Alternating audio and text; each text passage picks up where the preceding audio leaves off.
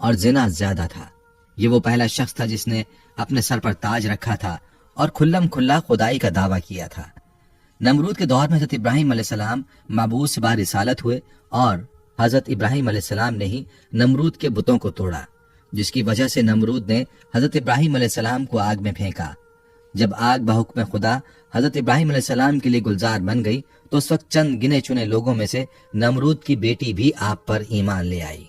जब नमरूद को इसकी खबर मिली तो उसने अपनी बेटी के साथ क्या किया और नमरूद की आग में हजरत इब्राहिम अलैहिस्सलाम के साथ कौन से वाकयात पेश आए, ये आग कितने अरसे में तैयार की गई, खुदाबंद मुताल ने छिपकली को मारने का हुक्म क्यों दिया और मेंढक को मारने से मना क्यों फरमाया, इसके साथ साथ आपको नमरूद का अंजाम भी बताएंगे।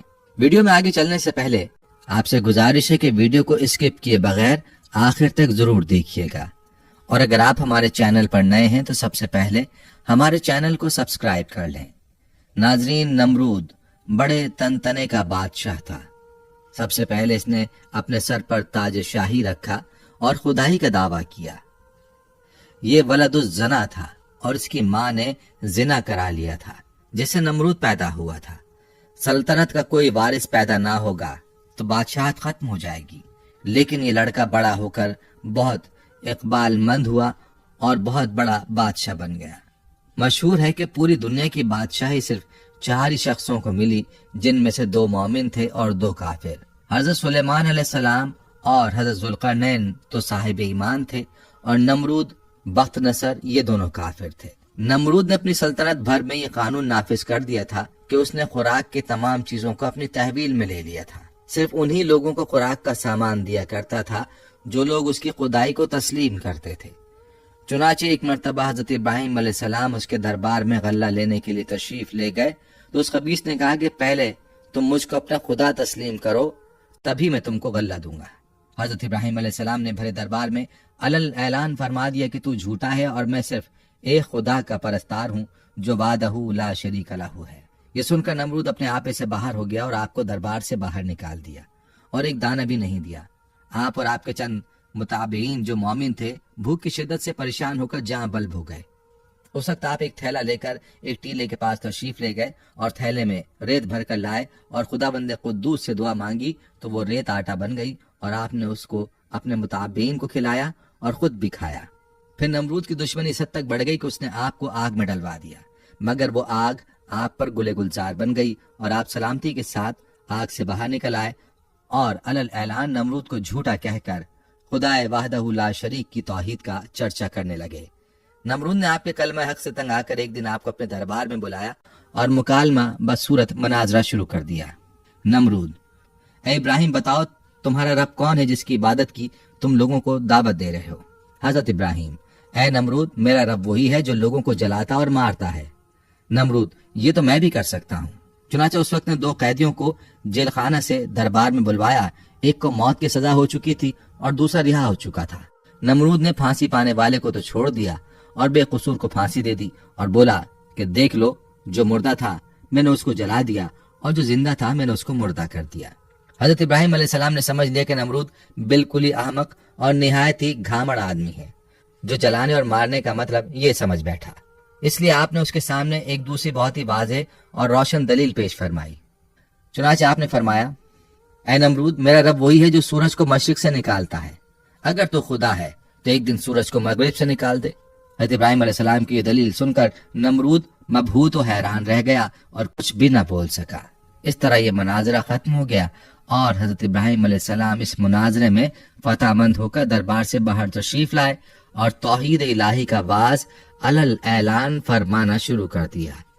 कुरान मजीद ने इस मुनाजरे की रुदाद इन लफ्जों में बयान फरमाई कि ए महबूब, क्या तुमने न देखा था उसे जो इब्राहिम से झगड़ा उसके रब के बारे में, इस पर कि अल्लाह ने उसे बादशाही दी, जबकि इब्राहिम ने कहा कि मेरा रब वो है कि जलाता है और मारता है। बोला, मैं जलाता और मारता हूँ। इब्राहिम ने फरमाया, तो अल्लाह तो सूरज को लाता है पूरब से, तो पश्चिम से ले आ। तो होश उड़ गए काफिर के, और अल्लाह राह नहीं दिखलाता जालिमों को। हजरत इब्राहिम अलैहिस्सलाम खुदाबंद की तौहीद के ऐलान पर पहाड़ की तरह कायम रहे, न कि नमरूद की बेशुमार फौजों से गायब हुए। نہ اس کے ظلم و جبر سے مروب ہوئے بلکہ اس ظالم نے آپ کو آگ کے شعلوں میں ڈلوا دیا، اس وقت بھی آپ کے پائے عزم و استقلال میں بال برابر لغزش نہیں ہوئی اور آپ برابر نعرہ توحید بلند کرتے رہے۔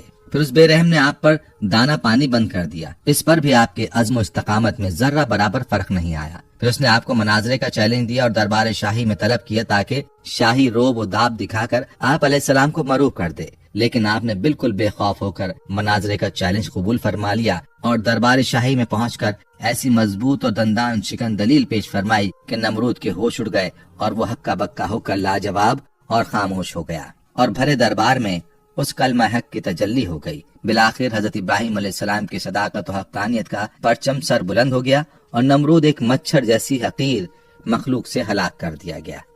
حضرت ابراہیم علیہ السلام کو آگ میں پھینکنے کا واقعہ مفسرین نے اس طرح بیان کیا ہے کہ عید کے دن قوم کے لوگوں نے حضرت ابراہیم علیہ السلام کو بھی شہر سے باہر میلے میں چلنے کی دعوت دی، لیکن انہوں نے طبیعت کی خرابی کا کہہ کر جانے سے معذرت کر لی۔ در حقیقت وہ ایسے ہی موقع کی تلاش میں تھے۔ چنانچہ جب پوری قوم میلے میں شرکت کے لیے چلی گئی تو حضرت ابراہیم علیہ السلام ایک کلہاڑا لے کر بت خانے میں داخل ہوئے، ان میں سے اکثر ان کے باپ آزر کے ہاتھوں سے تراشے ہوئے تھے۔ حضرت ابراہیم علیہ السلام بڑے دیوتا کے ہیکل میں چلے گئے۔ قوم کا سب سے مقدس دیوتا باطل خداؤں کا سردار مانا جاتا تھا۔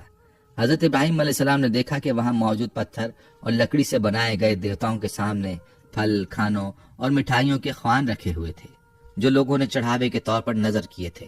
حضرت ابراہیم علیہ السلام نے ان مورتیوں کو مخاطب کر کے کہا، یہ سب تمہارے لیے رکھا ہے، تم کھاتے کیوں نہیں؟ حضرت ابراہیم نے دوبارہ فرمایا، میں تم سے مخاطب ہوں، تم میری بات کیوں نہیں سنتے، میری بات کا جواب کیوں نہیں دیتے؟ حضرت ابراہیم علیہ السلام نے ہتھوڑے سے ان کو توڑ دیا، لیکن صرف ایک بت کو رہنے دیا اور اس بت کے کاندھے پر کلہاڑا رکھ کر چلے گئے۔ پھر رات گزرنے کے بعد صبح کو جب نمرودیوں کی واپسی ہوئی تو انہوں نے اپنے بت خانے میں حشر کا منظر دیکھا۔ ان کے خداؤں کے حشر نشر نے ان کے پیروں تلے زمین نکال دی۔ اس واقعے کی خبر سب سے پہلے نمرود کو دی گئی۔ نمرود نے کہا کہ جب کسی کو دیکھا نہیں گیا کیوں کر کسی کو سزا دی جا سکتی ہے؟ اس پر ان لوگوں نے جنہوں نے حضرت ابراہیم علیہ السلام کو ہی کہتے ہوئے سنا تھا، خدا کی قسم میں تمہارے بتوں کو ٹھیک کر دوں گا، نمرود سے کہا کہ کام صرف ابراہیم کا ہے۔ نمرود نے کہا کہ میں صرف تمہارے کہنے پر سزا نہ دوں گا، ضرورت ہے کہ اس کو گرفتار کر کے سر عام لایا جائے۔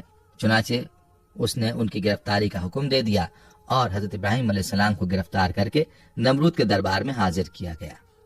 دربار لوگوں سے کھچا کھچ بھرا ہوا تھا۔ حضرت ابراہیم علیہ السلام روب اور وقار کے ساتھ دربار میں داخل ہوئے اور شاہی پروٹوکول کو نظر انداز کرتے ہوئے نمرود کے سامنے جا کھڑے ہوئے۔